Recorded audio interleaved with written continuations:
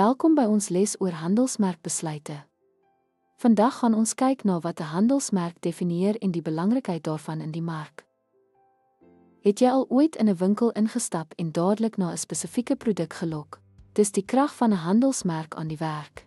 'n Handelsmerk is veel meer as 'n logo of slagspreuk.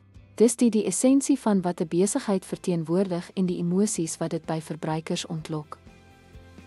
Sleutelelemente van 'n handelsmerk sluit in identiteit, posisionering, persoonlikheid, waardes en kliënteervaring. Elkeen speel 'n deurslaggewende rol in handelsmerkpersepsie. Identiteit sluit visuele elemente soos die logo en verpakking in. Posisionering onderskei die handelsmerk van mededingers met 'n unieke waardevoorstel. Persoonlikheid word deur bemarkingsboodskappe gekweek. Waardes weerspieël kernbeginsels soos volhoubaarheid of kliëntediens.